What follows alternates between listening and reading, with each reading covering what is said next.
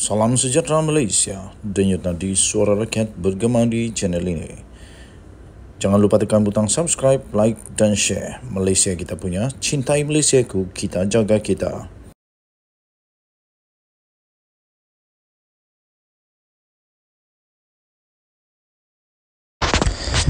Salam sejahtera Malaysia, denyut nadi suara rakyat bergema di channel ini. Berita terkini daripada bharian.com.my 24 September 2023. Isteri saya seorang anak ulama besar, bukan kerabat diraja, kata Razi Jidin. Berita penuh. Kuala Lumpur. Bekas Menteri Pendidikan Datuk Dr. Razi Jidin pada hari ini secara terbuka memperkenalkan isterinya selepas kedua-dua mereka dikaitkan dengan satu dakwaan yang sedang tular di media sosial sekarang ini berhubung dengan kes rasuah bagi projek percetakan buku bernilai kira-kira 80 juta ringgit Malaysia.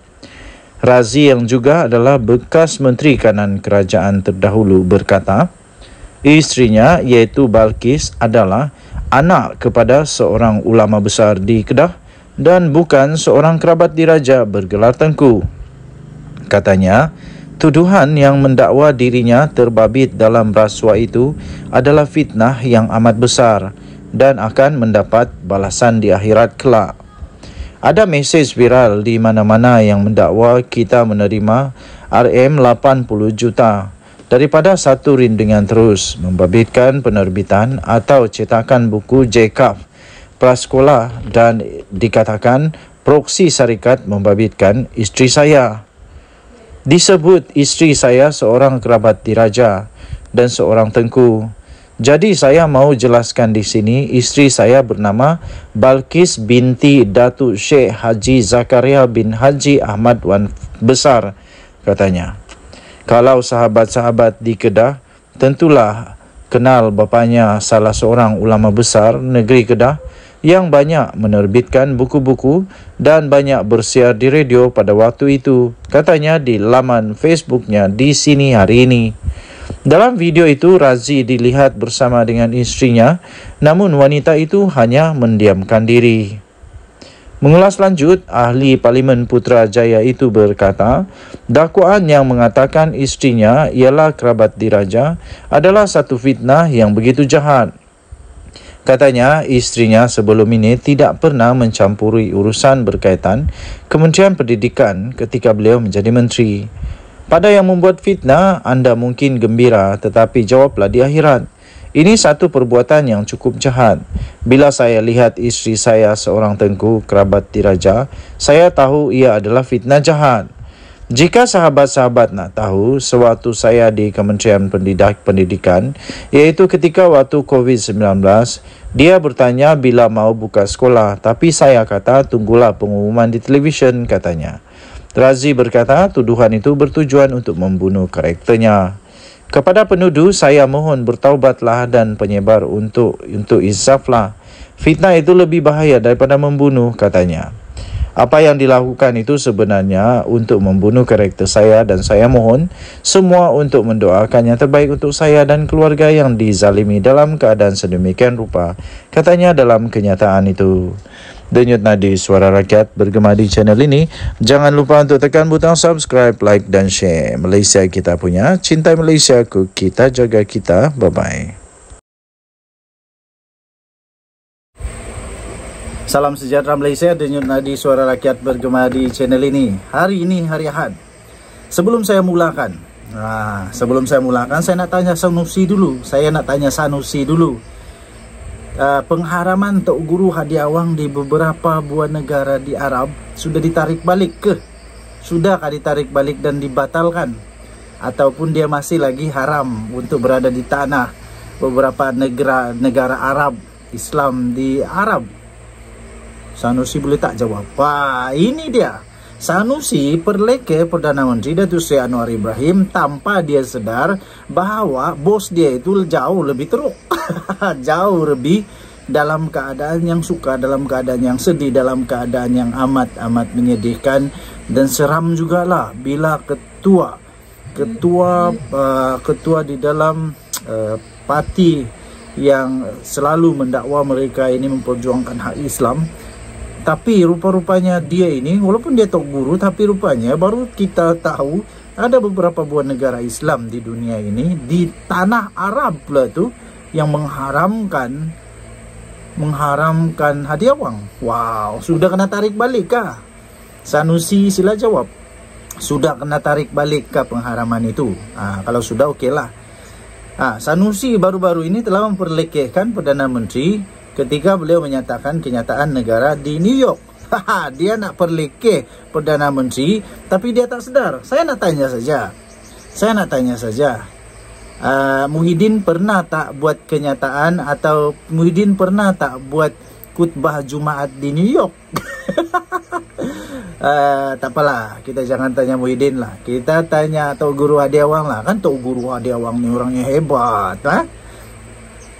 Pernah tak buat khutbah Jumaat di New York? Pernah tak? Sanusi lagi tak pernah lah. Lagi kesian sekarang ni Muhyiddin tak akan ada peluang pergi sana. Kerana apa? Dia punya pasport kena pegang, tak boleh keluar negara. Jadi Menteri Besar Kedah Datuk Seri Sanusi janganlah memperlekehkan Perdana Menteri. Tapi yang saya tahu Perdana Menteri telah menerima 9 kali tepukan gemuruh, tahu? 9 kali. Muhyiddin ada tak pernah buat sana? Hadi Awang ada tak? Sanusi ada tak? Kalau tak ada, janganlah nak besak kepala, nak perasan kata rasanya diri itu lebih baik. Tak lebih baik manapun. Beliau yang juga adalah ketua pengarah pilihan raya PN berkata situasi Dewan yang lengang ketika Anwar berucap menyampaikan kenyataan negara malam semalam cukup memalukan. Malu apanya? At least dia bolehlah bercakap di sana. Kenapa? Hadi Awang pernah bercakap di sana? Muhyiddin Yassin pernah bercakap di sana? Pernah. Sanusi pernah tak pergi sana? Sanusi pernah tak pijak Dewan tu? Tak pernah, tak payah cakap. Buat malu je. Nak buat perbandingan dengan Datuk Seri Ismail Sabri Yaakob dengan ucapan PM10, apa bezanya, dia kata. Pada waktu ucapan Datuk Seri Ismail Sabri Yaakob, nak kena tahu waktu itu dia cakap tentang apa. Sanusi ni cakap sembarang cakap je. Waktu itu sesi apa. Jadi mungkin waktu itu ramai.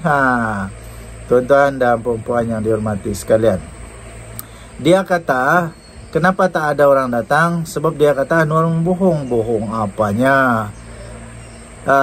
Jadi daripada dengar lebih baik keluar, dia kata. Ingat tak baru-baru ini di Dewan Rakyat siapa yang keluar Dewan? Macam budak-budak lah saya tengok. Sikit-sikit koyak. Habis kalau semua keluar Dewan, siapa nak dengar? Tapi sebenarnya bagus jugalah pihak pembangkang ni keluar. Senanglah kerja Datuk Seri Anwar Ibrahim. Untuk buat pembentangan.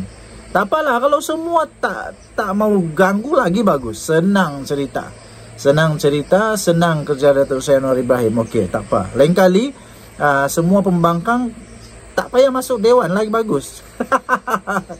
Lagi bagus tak payah masuk Dewan. Kita tengoklah apa terjadi. Yang kesiannya ialah tempat-tempat parlimen yang mereka jadi wakil. Apabila mereka keluar, tak adalah suara mereka. Jadi minta pula gaji.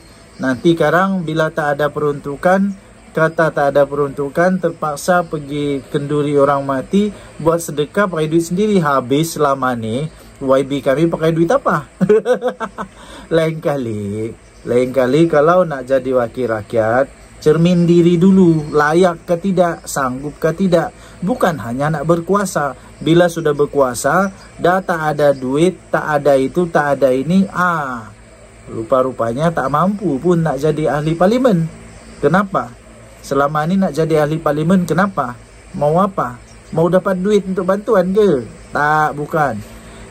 Jadi ahli parlimen ni sebenarnya jadi pembantu rakyat, bukan bos kepada rakyat.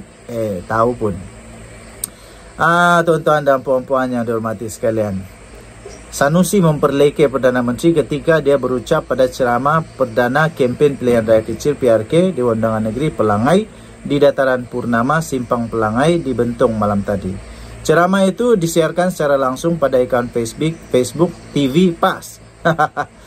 Hadir sama adalah Presiden PAS Tan Sri Abdul Hadi Awang, pengurus CPN Pahang Datuk Sri Saifuddin Abdullah, Pesuruhjaya PAS Pahang Rosli Abdul Jabbar dan pengurus Mufakat Nasional Tan Sri Anwar Musa.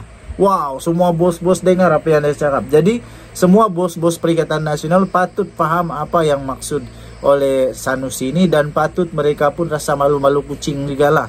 Malu-malu kucing juga karena Hadi Awang sampai sekarang tak tahu apa dia punya situasi. Adakah dia sudah dikeluarkan daripada senarai blacklist itu ataupun tidak? Nah, tak tahu. Dia tak pernah pun berucap di United Nations. Dia tak pernah pun pergi bagi ceramah ataupun khutbah Jumaat dekat New York. Tak pernah. Anwar saja pernah.